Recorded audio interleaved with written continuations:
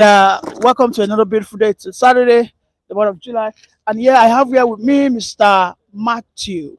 Pastor Matthew, it's a shame that the police have arrested Adamu in Bauchi because he's one of the organizers of protests. And just yesterday, the Deputy Speaker of the Federal Republic of House of Reps and one of their floor members commended the police, and in fact, they have told the police that they should go out and arrest those that are pushing for this protest because these people will not turn Nigeria to Kenya. That Nigeria is the giant of Africa and Nigeria cannot be compared to Kenya. What's this nonsense about? Let me quickly start by saying that this is not the first time we have seen such arrest. I think we saw one that transpired in Borno State and this time around in Bauchi. But let me quickly say that nobody is calling for riots. Nobody is calling for violent protests. We all condemn the wanton destruction of lives and property in Kenya. We all condemn the wanton destruction of life and property during EndSARS in Nigeria. And I think at a point, the government needs to understand that when we talk about protests, it's a legitimate way of drawing the attention of government to areas where citizens feel that it is dissatisfied with government policies and programs. So I think it is an illusion for someone to sit somewhere and start fashioning that the people are planning to destroy properties. When you talk about protests, it's a threat in our constitution. As long as it's peaceful, it's allowed in our constitution. And I don't think anybody have called for any violent protests. So for me, the government reserve the right, or rather the police reserve the right to prosecute anyone that have intention to destroy lives and property if there is evidence.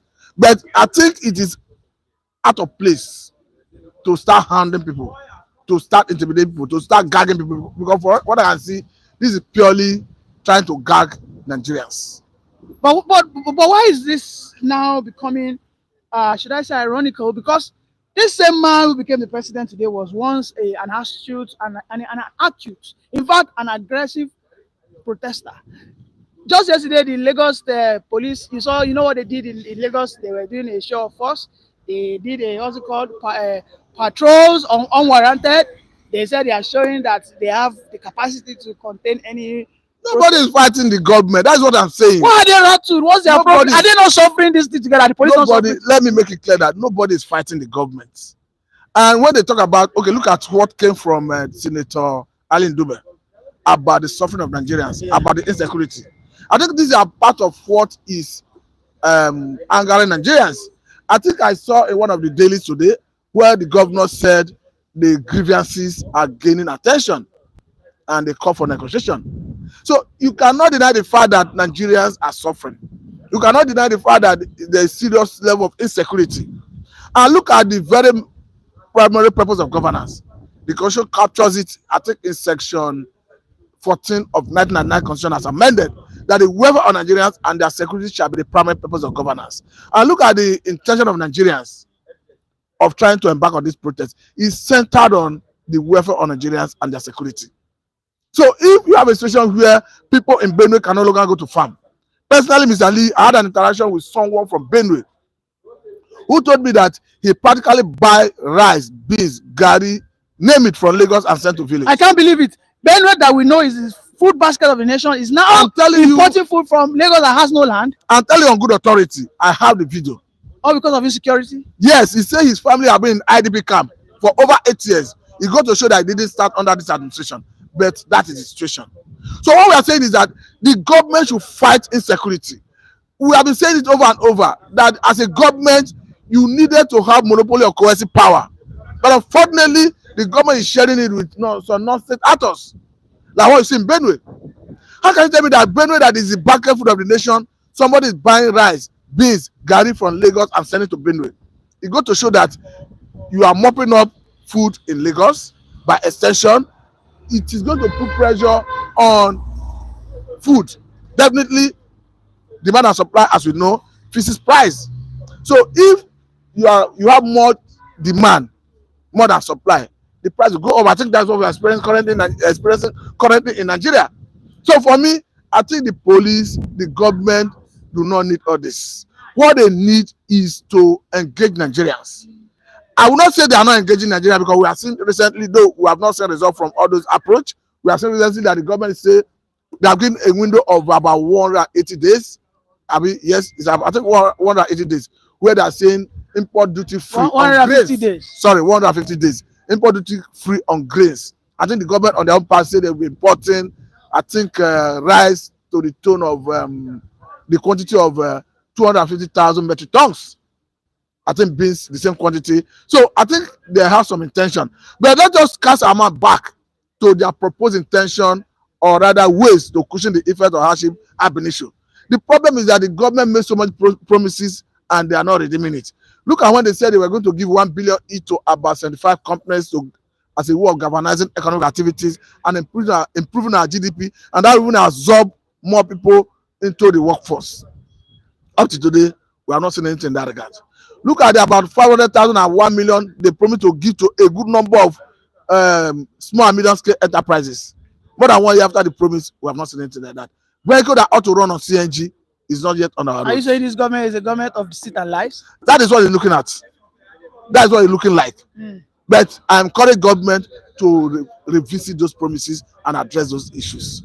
But the deputy speaker, Kalu, says that the open of Nigeria is not in protest. The Nigerians who support the policies of the federal government, that going out to protest is more or less like unpatriotic. Do you fully agree with this? Because he has said that they have slashed their salaries from 600,000 to 300,000 for the next 3 to 6 months. Just support the Nigerian people. Just like someone said, that the salary they slash is just like a drop in an ocean.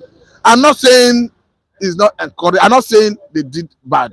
But what I'm trying to say is NSS is the amount they are bringing on the table through that intervention is grossly inadequate. The government need to address. Do you know what it means to say we are not cultivating enough to feed ourselves? We are having food crisis. And the only way you can get out of this quagmire is to, 1, open border for those things we are lacking to come in. 2, fight insecurity aggressively. Let farmers return to farm. Without doing this, we'll continue this vicious circle of food insecurity.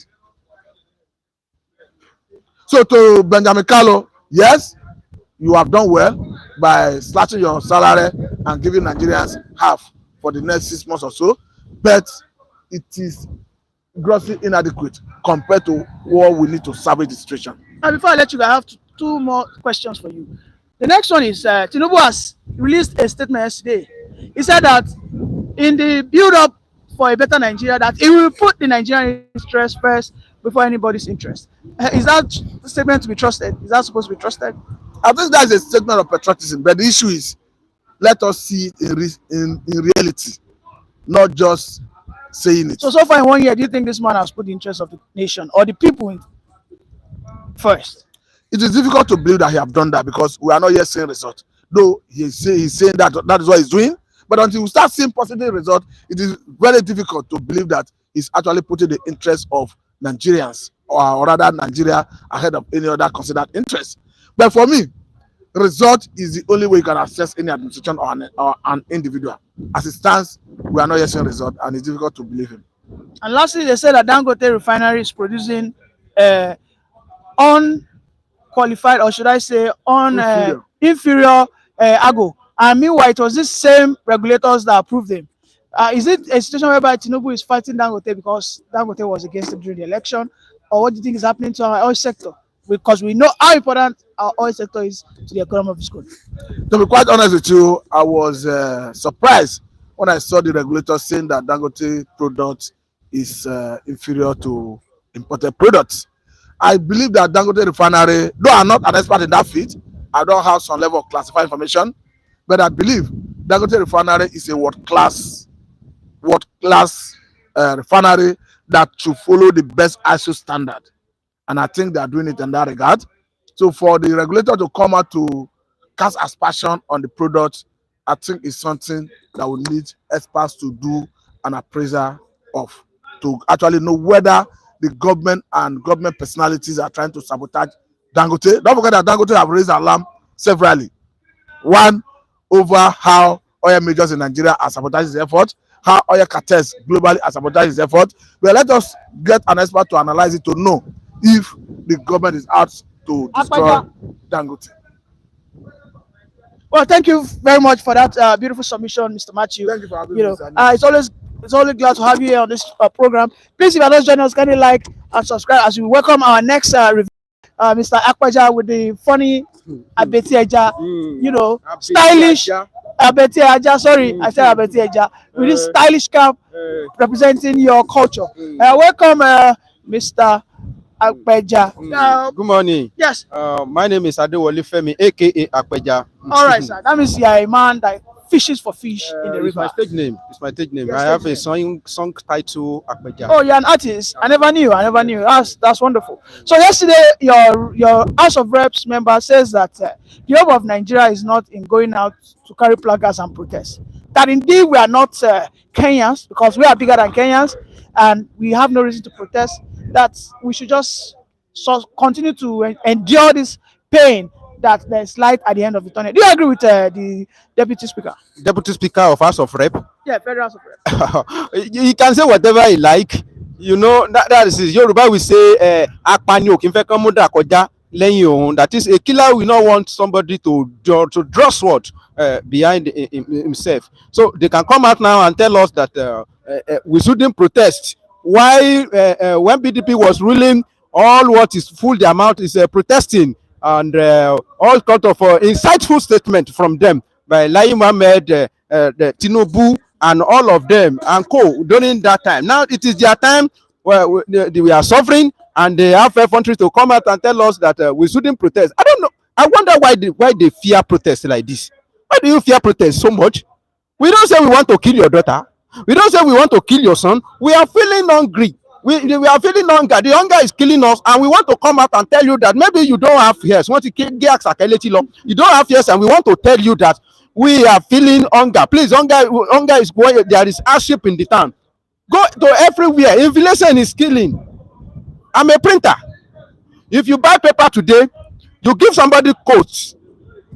Within 3 days, or 3 days is even too much. Within 48 hours, if paper care is not okay, you will run in debt. The project you will fail in the project because the price of paper go up every day. Before they sell you paper, they check it's like they browsing like exchange stock, and they check the current price of dollar. That is what they are going to use to give you the price of paper every day, even hour by hour. One day I was surprised. Before this dispensation, I think it was during Buhari regime, we wanted to buy iron rods at Agege. Yeah.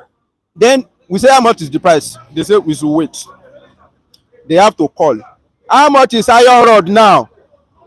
Before they give us price. That's what paper has become now. So iron rod, that time, they give every time they want to give price. Maybe hour by hour, they call to confirm the current price. That's what is happening in the paper now. And so many commodity in the town.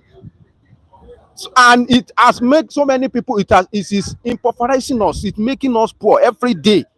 To eat food alone, now it has become a major project. All what they subject us now is just to eat. If you are able to eat, because if you want to eat well now, you spend like 1,000, 1,002. If you are somebody that can eat very well, you spend like 1,005 because before you will be okay. That's And just for 1 meal. for 1 meal a day for one person. How much is our earning capacity? Let me tell you, if to say our earning capacity is increased compared to some other countries, food is still cheap. I'm telling you, yes. Compared to some other country, food is still cheap with this country. But what is our earning capacity? How much? Where is that money? No purchasing power. No purchasing power. There's no purchasing power. If to say there is purchasing power, you say a pint of garri is 5,000. It's not cost. I have this when I look at my how much I'm earning per month, I can afford it. But our purchasing power is very poor, and the price of things is started.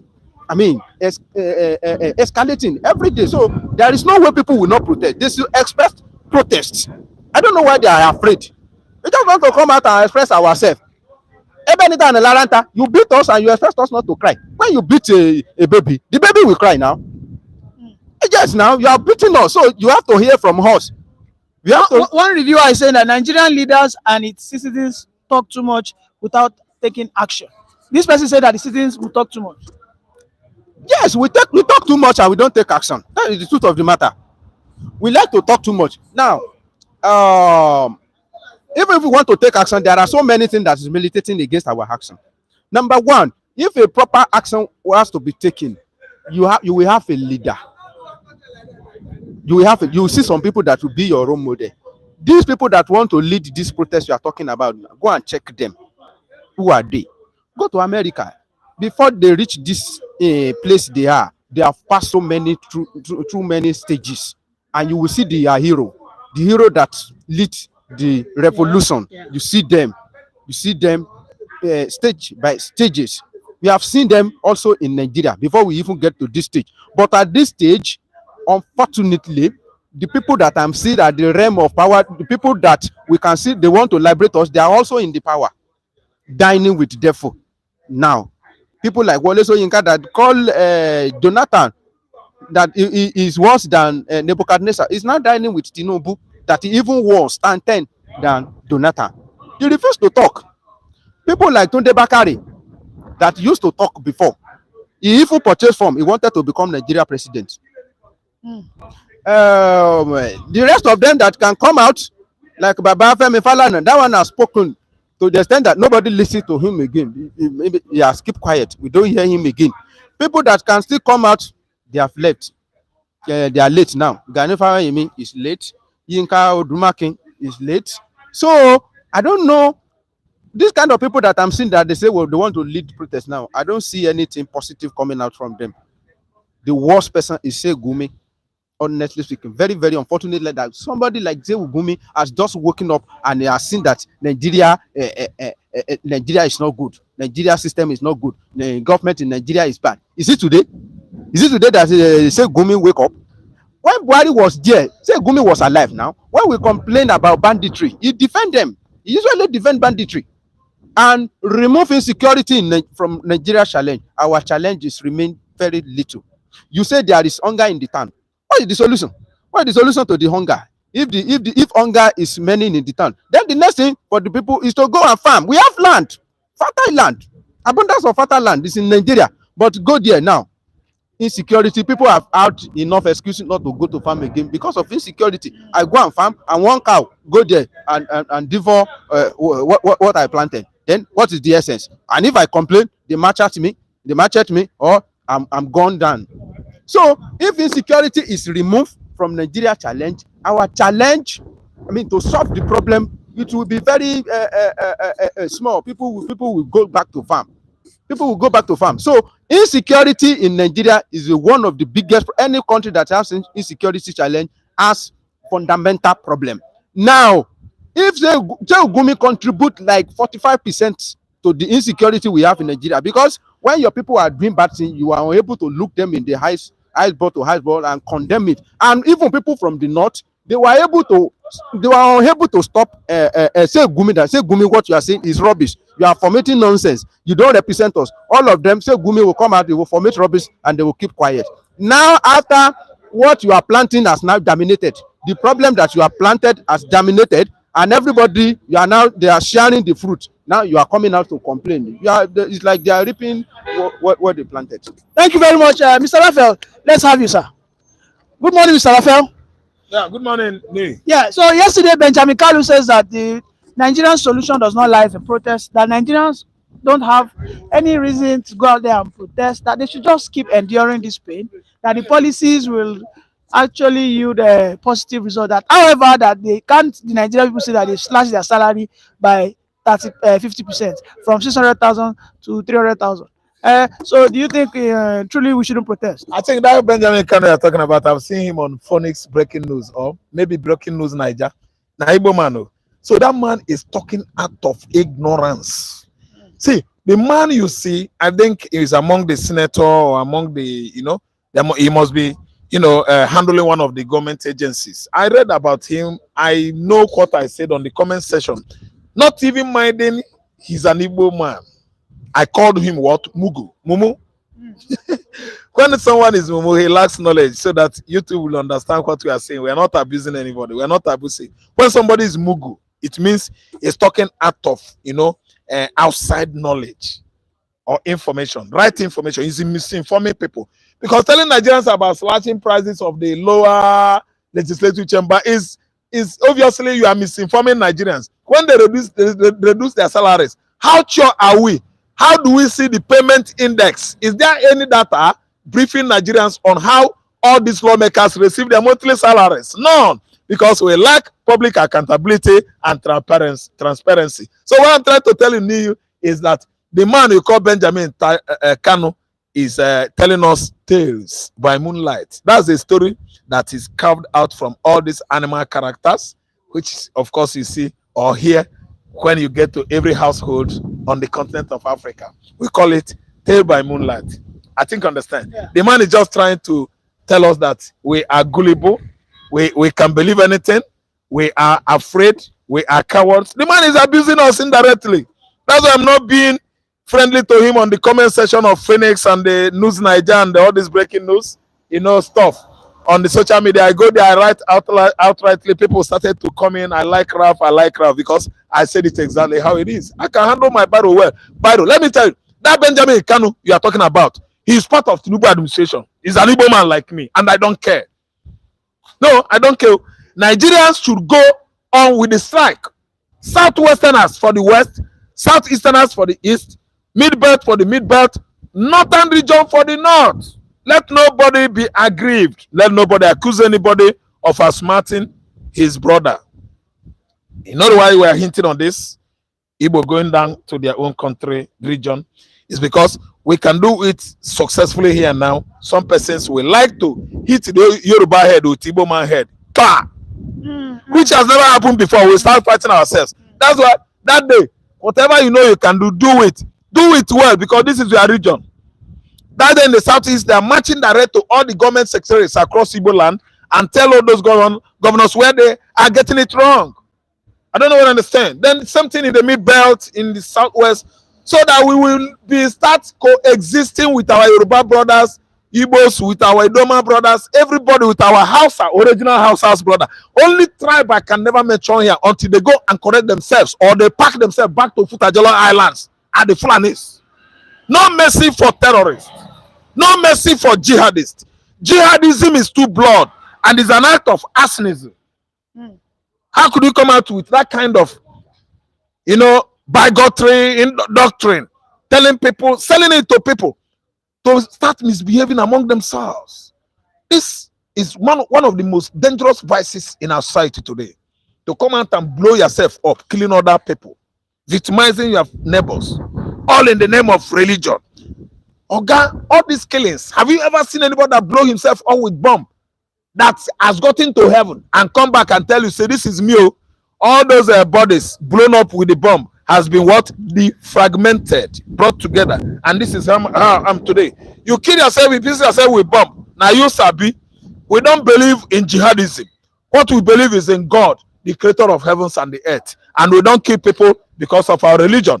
So what I'm saying is that for our corporate existence, politically and socially, we must protest any anomalies in any government that comes and goes. That is our own fundamental right. I don't know what I understand. Yeah. So if we protest against the regime, it is only the Yorubas that are not well endowed with what information and knowledge that will say, go. Why are you protesting? You are Igbo, go. But there are still Yorubas that understand. They went to school. They live among Igbos, Hausas, and other tribes in southern and even in northern region. There are many Yorubas that travel. Obama Chos, they dominate a particular place in Ghana. Obama Chos, they are in Cote d'Ivoire. Obama Chos, they are in Igbo. They hear Igbo. I don't know what I understand. Now, if you get to Obama Chos, you will see that alpha that everybody is looking for now to speak with is from Obama Chos. That alpha now that gave Chigozie this thing. That was speaking with Call Wave. Yeah, I know him. No, Obama Chos man now. An Igbo man gave him, is a property man, 1 million as Christmas present. He came to our platform, share money among us. He tell me, say, nah, I know see you, you are not around. See what my Igbo man do, friend man do me. I dey buy land for Amo. I dey sell, buy house for Amo. See how he compensated me this December. Now my best customer, best gift, incentive I received in this December. That was December of 2022 or 21. 22. He distributed money. No more chairman now. How you go tell that man say about this protest? He will tell you, say, go protest. Make sure that you overcome. So somebody from Bado South or Adodo or Sango that did not have any formal education will tell you, say, don't desecrate Yoruba land, don't destroy our facilities. You will just go around, be telling people, say, Yoruba no get sense. Yoruba, why? Otaman, where they do juju and doro, make people not come out. If people come out to pee, to pass urine at night, they will just catch the person, use it for the person for ritual. Are you trying to tell me that it's the whole Yoruba? How can you judge that man using Yoruba as a whole? That man is an idolatrous man. It cannot be the whole Yoruba. So protest is an expression of what the oppressed or from the oppressed to tell the government that you have exploited us enough. Protest is all about painting picture of how a particular modern machinery, that's government, is running such the economy of the country, social activities of the country, depriving people social amenities. And listen to me, technologies, what they would have received as good governance or leadership, depriving people quality leadership. People will come out and express themselves and say no to such government. It is not an abomination. It is in our constitution. It is not an abomination. So what I'm trying to say is that if 29, 30, August 1st comes, if they all come, we should do what? Go to street and protest. Forget about what anybody is telling. Anybody is telling you, they say, Yoruba say you should go. Now lie. Now APC members in the Southwest. We are well learned now. We don't read book. We don't get information. We have gotten enough knowledge. But we're asking God the more. No Yoruba man that believes in good government, that believes in raising up healthy children, will come and tell you, say, don't protest here, that you are destroying these facilities. Now lie. No APC members, they come up with their format. That's 419. Now, after selling it out into the media, the feeble mind, the frail mind, the mind that is so little, will pick it up. Yoruba people say, make Igbos go, make they not protest here. We know. Now APC juggernauts in the south are sending out motor parks, touts, what do you call them again? Street urchins, street miscreants, to sell this kind of information into this system or circulation. Then people will be started, instigating the Yoruba, say they are doing this or that. No, we know. APC members, you are the one doing all this thing. Game is up. People like us, we do understand. And we are trying to disseminate information to everybody. Yoruba brothers, Igbo brothers, Ijaw brothers, Hausa brothers, the mid-belters, everybody, all hands should be on the table. We should discuss the best way to do this protest. If soldiers come out, we know how to handle them. Because they can kill the body, but not the soul. And if they come out with violence, we know how to calm them down. After all, they have children. Their children are going to be among us, even the children of the police, so that we stage this protest and come out with quality results. And actually, it's going to come. Look at the Kenyans. Are they more able-bodied than us? Are they more educated than us? I'm excluding the North this time around, but I'm talking about from Mid-Belt, cross Jos, Plateau, Nasarawa, Taraba, Kogi, Benue, down to Ebonyi State and into the Atlantic Ocean, the coastal line of Atlantic Ocean. We have states that are well endowed with education, information, knowledge. So what I'm trying to say, I'm challenging my Kenyan brothers. We have materials here, human materials that can challenge you 200 times. Where you have we have our weak point is from the Sahel countries. They are all Muslims, largely Muslims, Islamic extremists, Muslim extremists ideology. They are there, Islamic ideology. From there down to the mid-belt, Nigerian mid-belt. That's where we lack this advancement into science and technology, education. Those people physically and mentally they're Mr. Raf, not wise. the Muslim affairs are telling them that protest is around. It's around that is forbidden. That's it. That's it. They have bought them. Muslim ticket. So my Kenyan brothers, the ticket we have here, we had last year was Muslim. I expatiate. President Muslim. Deputy president, that's vice Muslim. How do you think we can move forward? No, that's why we're having this kind of monkish result. But I've just broken it for you geographically from mid-belt of Nigeria up north. They are Muslims, and that's where education started dwindling. Education dwindles there. They are lowly, poorly educated people. But from that mid-belt down to Atlantic Ocean, all the states are educated people. We had information. We are the one that is dominating the country education-wise. So we can match it up with you. That's what I'm telling my Kenyan brothers. What you did, I think I gave you 75%. When the Nigerian youth were coming up to excel, up to the level of what? We are going to double you. 150%. We are going to sack this kind of administration that is too monstrous to the Nigerian people. Kenyans, you cannot outsmart us. You are youth, I mean, because we are too well endowed. Okay, thank you very much, Mr. Raf. I think it's what should I call it? It's a positive energy, and that's a friendly competition, by the way. On a lighter note, the Kenyans, we are saying that yes, we also will have our protest by the grace of God, all by the power that we wield as a people. Because I don't think God will actually come here. We just have to stand and take up our responsibility as a Nigerian citizens. Thank you for joining us. Please kindly click on the like button as you listen to us. Please kindly share our program. This is the best support you can give to this channel. Please, we beg you. Please kindly click on the like button, and please kindly subscribe to the channel. For now, we have come to the end of the program. Tomorrow we'll come again with our live, the same time, 9:30 to 10 a.m. We'll come with a live, we'll talk about the Nigerian politics and, of course, African politics. Abe Mohammed is saying no protest in Nigeria. May I know why you're saying there won't be a protest? Because, of course, the hardship that is in the land is unbearable. And I would like to know where you're chatting for. Are you in Nigeria? And why are you against protest? Maybe you can give me a response to that. But as Nigerian youth, we are all in support of this protest. We think this protest is the only way out, because we have been too patient, we have been too docile, and the Kenyans are proving to us that in democracy the citizens have to be active, and the only way an active citizen get to pass a message to the government who are currently ruling them is through a protest, not riot, not anarchy, protest. And the president has that constitutional right to listen to the people, because the people are the people who solely hire them, and of course they have every right to question them or sometimes even sack them. For now, we want to say bye to all our beautiful viewers. Do have a nice day. Bye for now.